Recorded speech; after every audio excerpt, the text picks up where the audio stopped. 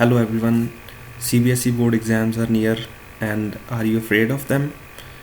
Well, there is no need because Gravity लेकर आ रहा है CBSE board revision series. So सबसे पहले हम start करेंगे AC current के साथ. So let's start. We have हमारे पास एक Faraday's law था जो हमने EMI chapter में पढ़ा था. Faraday's law. What was Faraday's law? Faraday's law states that EMF is equals to negative d phi by dt. What are the terms? These terms. This E stands for EMF. This phi stands for magnetic flux. This is magnetic flux. तो ये magnetic flux क्या है इसके बारे में हम बात करेंगे. पहले हम इस चीज़ को समझते हैं. ही सेड कि जितनी तेज़ी से मैग्नेटिक फ्लक्स बदलेगा किसी कॉइल के साथ जुड़ा हुआ मैग्नेटिक फ्लक्स, जितनी तेज़ी के साथ मैग्नेटिक फ्लक्स बदलेगा उतनी ज़्यादा ईएमएफ इंड्यूस होगी उसके अंदर. आसान शब्दों में कहें तो जितनी तेज़ी से मैग्नेटिक फ्लक्स बदलेगा उतना ज़्यादा करंट उसमें इंड्यूस होगा. And what is this magnetic flux? Magnetic flux जो फाई है हमारे पास, this is equals to A B cos theta. What is this A B cos theta? A is area of coil. I will show you in a figure. A is area of coil, B is magnetic field, this is magnetic field, and theta, this angle theta, this is angle between A and B, area vector and magnetic field के बीच में angle, and magnetic field के बीच में angle between A and B. So मैं आपको ये एक figure के through दिखाता हूँ. This is the basic principle of AC generator. हमारे पास ये जो डॉटेड लाइन है, this represents magnetic field. This is outward to the plane of the paper. This is a coil, yellow colour की एक कॉयल है और मान लीजिए कि इस एक्सिस पे ये रोटेट कर रही है. ठीक है, ये आर इसका स्मॉल आर रेडियस है कॉयल का, capital R is the resistance of the coil. तो अगर ये रोटेट कर रही है, लेट्स से किसी भी टाइम टी पे हम बात करें, मान लीजिए at time t the angle between theta is equals to omega t.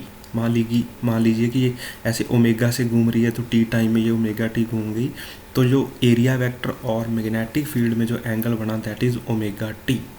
तो जो फ्लक्स होगा इसके साथ that will be equals to negative नहीं, A B cos omega T.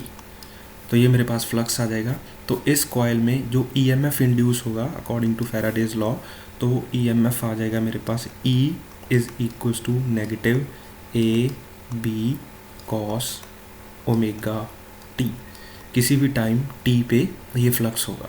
ठीक है, this is flux at any time t. तो इसमें जो ईएमएफ इंड्यूस होगी, जस्ट वेट, ये मेरे को फ्लक्स लिखना चाहिए. This should be phi, this is not E, this is phi. तो जो EMF इंड्यूस होगी इसमें, EMF will be equals to negative d phi by d t. तो अगर मैं इसको डिफ्रेंशिएट करूँगा इस टर्म को, तो जो मेरे पास टर्म आएगी that will be equals to, उसको क्या लिखेंगे, जो EMF आएगी d phi by d t, तो ये नेगेटिव ए बी कॉस की डिफ्रेंशिएशन होगी नेगेटिव साइन ओमेगा टी, और ओमेगा टी की डिफ्रेंशिएशन ओमेगा. तो मेरे पास आ जाएगा omega A B sine omega t. And this omega A B, this can be written like this, E M F is equals to E not sine omega t, where E not is let's say E naught is equals to omega A B. ये मान लीजिए ई not की value है, ठीक है। Okay, इसके बाद हम आगे चलते हैं। अब मैं करंट डिफाइन करना चाहता हूँ, current as a function of time t. जो इससे पहले हमने लिखा था EMF as a function of time t, that is equals to E not sine omega t. अब ये जो करंट लिख रहा हूँ मैं, और मुझे पता है that E naught by R is current. हमारे पास ओम्स लॉ से आता है ना, V is equals to I R, तो I is equals to V by R. तो उसी तरह मैं लिखूँगा E naught by R sine omega t, where E naught by R is equals to, where E naught by R is equals to I naught sine omega t.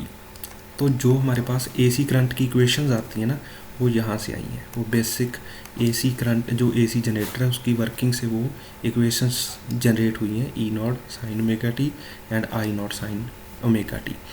अच्छा, थोड़ी सी इसमें change और देखी होगी आपने कभी। लेट से हम उसी पे चलते हैं। अगर if at t is equals to zero पे ये ऑलरेडी कुछ एंगल टर्न हो चुका था इसमें, लेट्स से कि ये एंगल टर्न था phi at t is to zero, theta is equals to phi. Then at t is equals to t, तो ये एंगल टोटल कितना टर्न हो जाएगा, जो मेरे पास आ जाएगा, total angle turn will be equals to, total angle turn will be equals to omega t plus phi. तो टोटल एंगल इतना टर्न हो जाएगा। तो अब जब मैं इक्वेशन लिखूंगा, आपने ये ऐसी इक्वेशन देखी होगी, E as a function of time t is equals to E not sine omega t plus phi.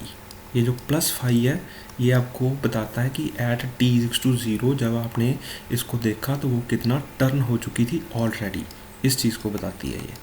तो I as a function of time t is equals to I naught sine omega t.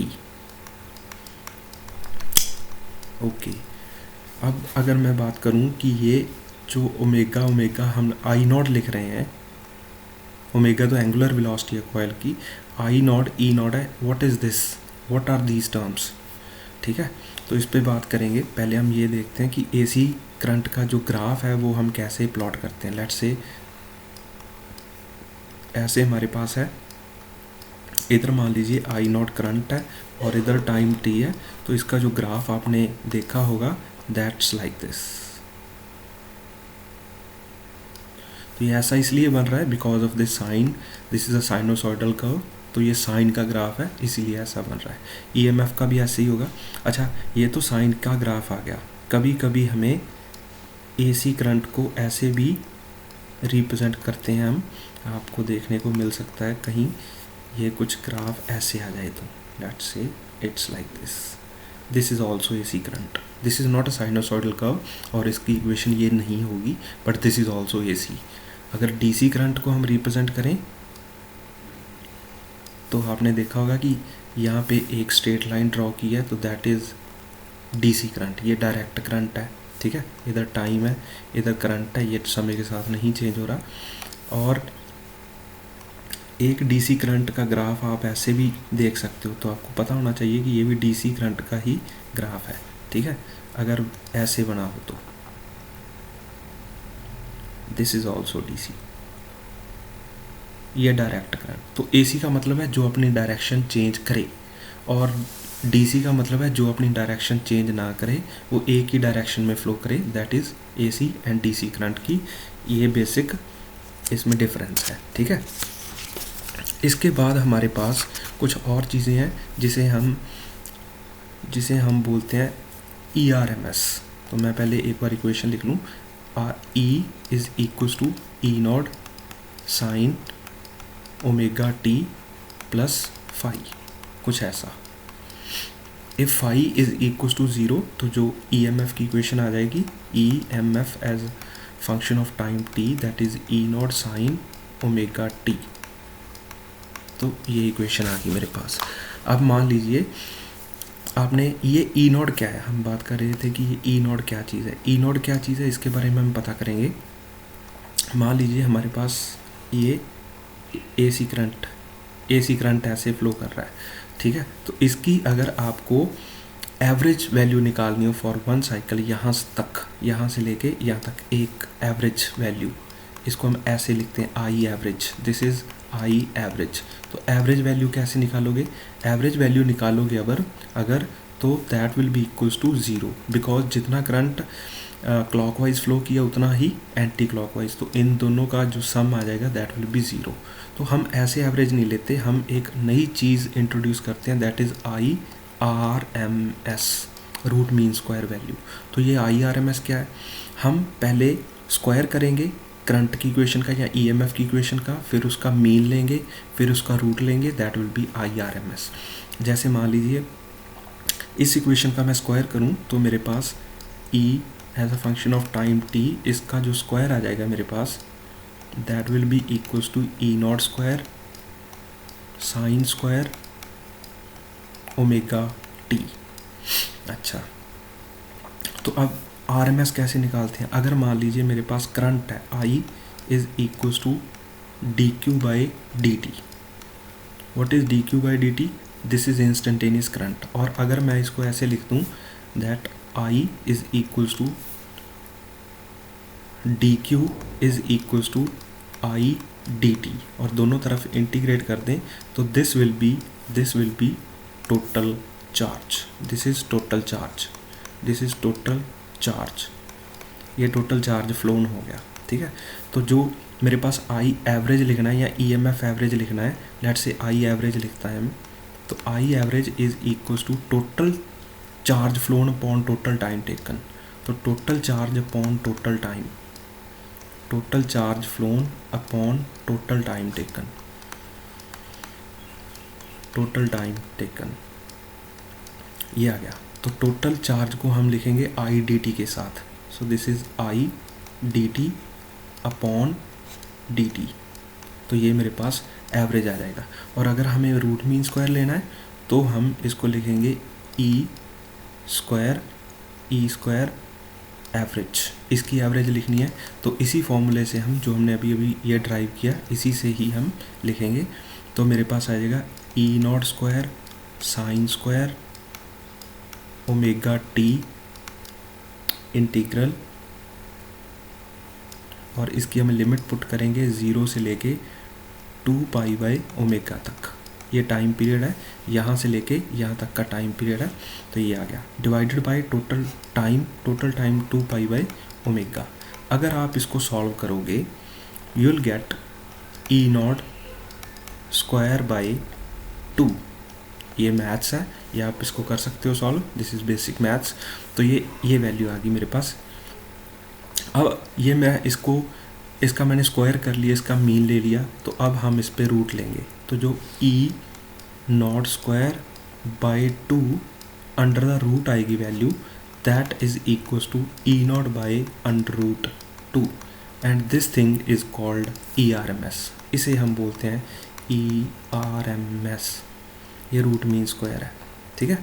तो ये जो हम लिख रहे हैं this is called peak value, ये जो चीज़ हम लिख रहे हैं this is not ERMS, this is peak value, this is peak value. तो ये ERMS क्या है ये हम नेक्स्ट वीडियो में बात करेंगे, ठीक है। तो पहले आपको ये चीज़ें पता होनी चाहिए कि ERMS वैल्यू होती कितनी है, ये कैसे निकालते हैं, ये पीक वैल्यू क्या है, AC करंट की इक्वेशन ऐसे क्यों लिखी गई। तो इन सब टर्म्स का आपको आंसर मिल चुका है इस वीडियो के थ्रू। तो अगर आप चाहते हैं कि मैं और वीडियो बनाऊं, आपको और समझाऊं, तो please subscribe and like this channel, और इसके कमेंट में आप बताइए मेरे को कि इसमें आपको कोई दिक्कत है, कोई प्रॉब्लम है, तो I will give you the answer in the next video, ठीक है। Thank you.